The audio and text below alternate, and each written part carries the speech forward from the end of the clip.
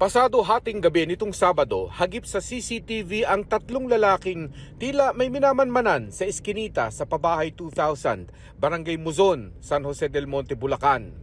Bigla silang naglabas at nagpaputok ng baril.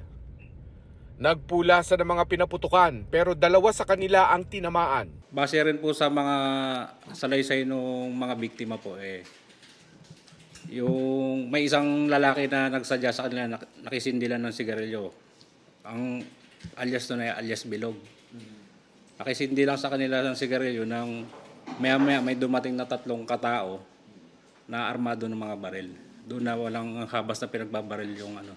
Kaya etong dalawang biktima ay natamaan po sa iba't ibang parte ng katawan nila. Ito si alias Bilog na target daw ng mga suspect pero nakaligtas.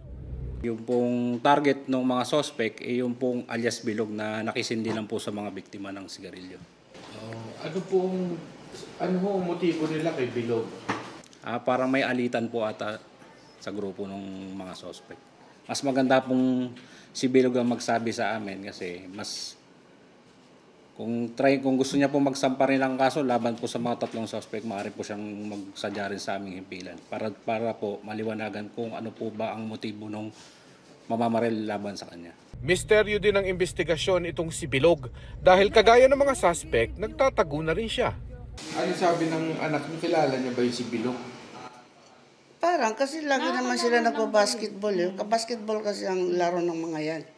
Pagtapos sa mga trabaho nila. Usap-usapan lang po dun about sa drugs daw. Nagkalokohan daw po yung Bilog tsaka yung ng baril. Natukoy at nasampahan na ng reklamo ang tatlong namaril na patuloy na tinutugis.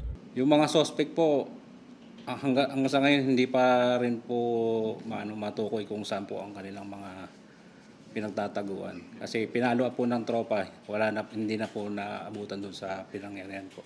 Nakalabas na ng ospital ang dalawang biktima ng pamamaril. Nahihirapan siya. Paano ho ang niya? Mahirap siya, masakit. Mahirap maglakad, tapos masakit yun dito. Papabalik na sa ospital ngayon yan. Tapos na po siya operahan. Na-operahan na po. Sabi 38 kalibre daw po yung nakuha na bala. Opo, sabi po.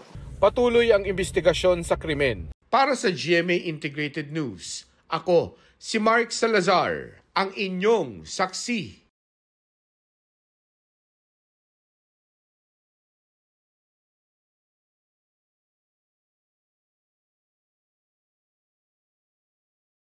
Mga kapuso, maging una sa saksi.